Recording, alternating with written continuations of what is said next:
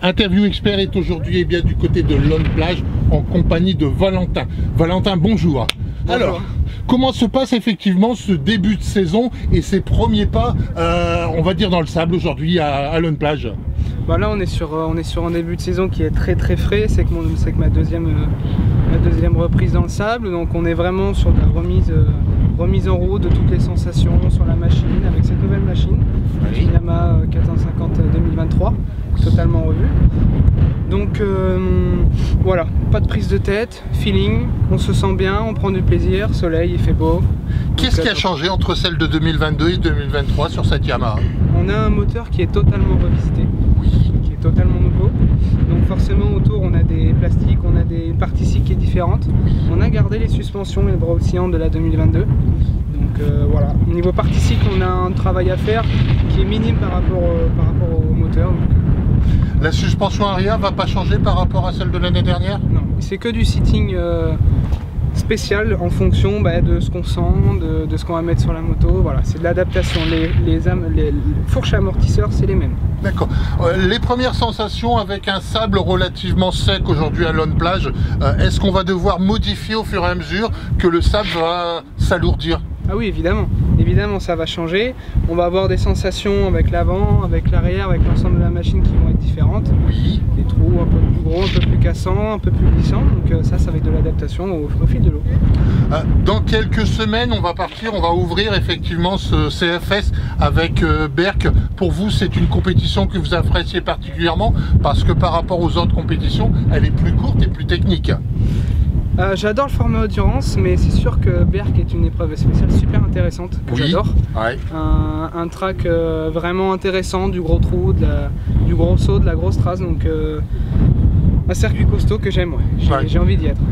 Ce mur à Berck vous impressionne un peu ou alors c'est un véritable plaisir à prendre? C'est franchement un plaisir. Après on garde toujours signal d'alerte sur des obstacles comme ça parce que ça peut aller très vite. Oui. On fait attention, mais la plupart du temps c'est que du plaisir. L'objectif c'est toujours entre guillemets un peu le Touquet, sachant que c'est quand même la compétition de référence, particulièrement dans le sable. Ah, le Touquet c'est la course reine. Ouais. On se prépare toute l'année pour ça, mais c'est pas pour autant qu'on va laisser les autres épreuves de côté. C'est des épreuves de préparation qu'on prend tout autant au sérieux. Graillan, Osgore, pour vous restent des compétitions, je dirais, qui ont la même valeur que Berck? Oui, on est sur, comme je l'ai dit, on est sur de la course de préparation. On aborde avec le même sérieux, avec le même travail. Le Touquet, on y met un gros point d'exclamation, mais les courses de préparation, on y va à fond aussi. D'accord. Vous pouvez me rappeler votre dernière place au niveau du Touquet? J'ai fait 9e. D'accord, ok. Qu'est-ce qui manque quand on fait 9e pour arriver dans le top 5? Le physique, non? Alors on a... avant tout, en gros, c'est l'expérience. J'ai 21 ans, j'ai encore quelques années pour prétendre à la victoire, peut-être. On a encore du boulot, donc en gros, l'expérience.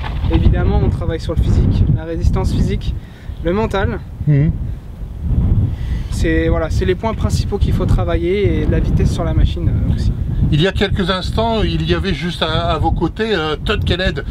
Pour vous, quand vous le voyez rouler, vous le regardez rouler ou vous vous dites c'est son style, moi j'ai mon style et puis on verra? Todd a un style particulier, c'est pas pour autant que je le regarde pas, justement, je le regarde avec attention.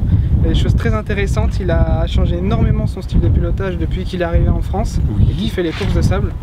Donc avec Seb Sago qui est son coach et aussi le mien, il bosse vraiment fort sur les points techniques et précis. Donc je ne cesse de le regarder. Je parlais dernièrement avec Monsieur Sago et on parlait effectivement de la partie psychologique. Est-ce que vous avez besoin d'une aide psychologique, que ce soit avant ou même pendant une compétition? On en a besoin avant, pendant et après.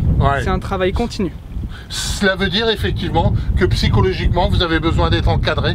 Je sais que vous êtes encadré en général par votre papa qui vous suit régulièrement.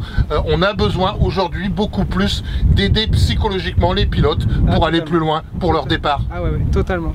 Il y a même des personnes qui sous-estiment ce côté à travailler.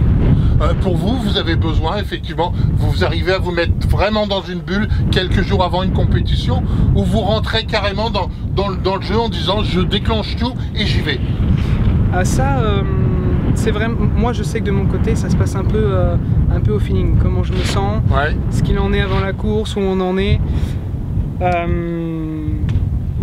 Moi ça se fait au feeling. C'est vraiment, si je me sens mal, j'essaie de me bousculer.